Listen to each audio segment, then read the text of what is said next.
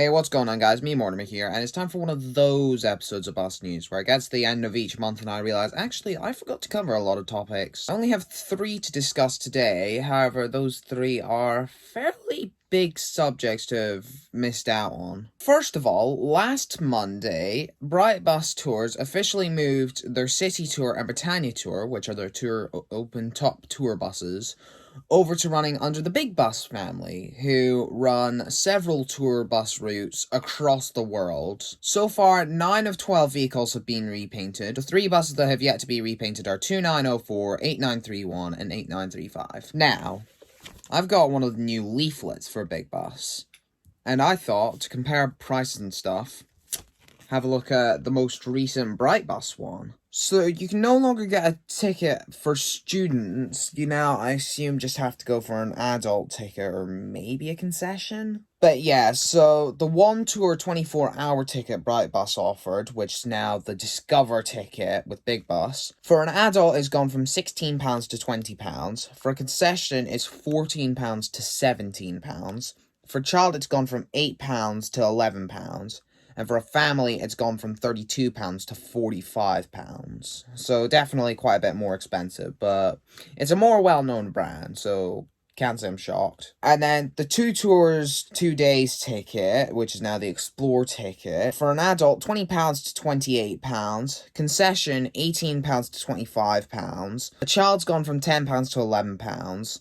And a family has gone from £40 to £70. So the family tickets are significantly more expensive. Additionally, the old Bright Bus Edinburgh Explorer ticket, I don't think you can get in that now. I think you have to go for one of the 3 tour bus options and then get an airport transfer return for the Airport Express. There is additionally a new Essential ticket, which is the same as the Discover ticket from what I can tell, except it's valid for 48 hours instead of 24 hours. For an adult, it's worth 25 quid. For a concession, 22 quid. For a child, 11 quid, and for a family it's 55 quid. Interestingly, for a child it's 11 quid across all ticket options, which I can't say I saw coming, but works. Route maps look to be the exact same, follows the same routes as they have been for the past, I want to say 6 months. And then for the timings now for the city tour, it's going to be every 10 minutes until the 26th of October,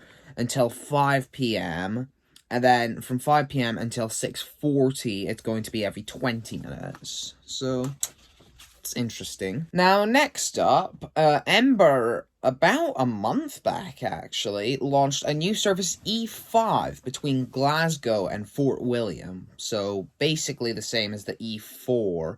Except I think it's got a slightly less frequent timetable, and it goes to Glasgow instead of Edinburgh. From Buchanan Bus Station in Glasgow City Centre, buses stop at Gallow Hill, Glasgow Airport, Dumbarton, Tarbert, Tyndrum, and Glencoe Mountain. The E5 has 3 return journeys from Glasgow to Fort William, all taking roughly about 3 and a bit hours, and the E5 uses some of Ember's new Yutong GTE14 triaxle electric coaches. Additionally, Ember will be launching a second new service, in fact, just this Thursday. As you can probably tell, this video was meant to come out on Monday, but there were complications in the making of this video, so, yeah, it's come out about 3 days later than I hoped. Running from Bridge of Dawn Park and Ride in the north of Aberdeen to Inverness, via Aberdeen City Centre, Aberdeen Airport, Blackburn, Kintore, Inverurie, Keith, Elgin, and Nairn. The new route is the service E7, which will have 6 return journeys from Inverness to Aberdeen per day, so that should be pretty good. Allocations-wise, I would guess that it's also going to use new Yutong GTE14s, though I wouldn't be surprised if they use TCE 12s on it. I should also just say that a single on the E5 from Glasgow to Fort William is £20.50,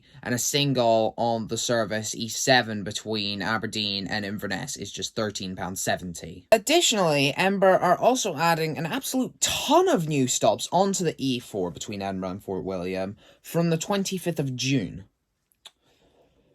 I'm not going to go through all of them because I can't be arsed to, But several new stops along the route include Edinburgh Airport, Raploch Park and Ride in Stirling, Doon, Callander, Corran Ferry, and Glencoe Village, along with a lot of other stops in Fort William. So it's going to stop a lot more, which I think could probably boost passenger numbers quite significantly. Now, lastly, Edinburgh Trams have recently introduced their new ToTo scheme, which it's literally just you get your bank card, you tap on at a tram stop, get on a tram, get off, tap off. It's simple as that.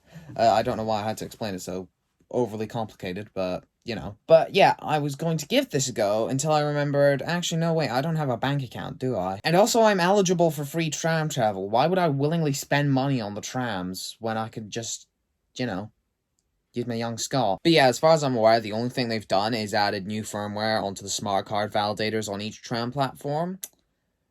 Since then, basically every time I've tried to get a tram, the machines have been very faulty. Not that they were ever particularly good, but it's just they've been worse recently. And I know I'm covering this like 2 weeks late, but I covered the E5 like 2 weeks late as well, so who cares? But yeah, that's all for today, folks. I'm gonna get to editing this down and whatever. I've got like 28 hours until this releases. That's plenty of time to edit this down. Catch you guys in a bit. Take care of yourselves. Bye-bye.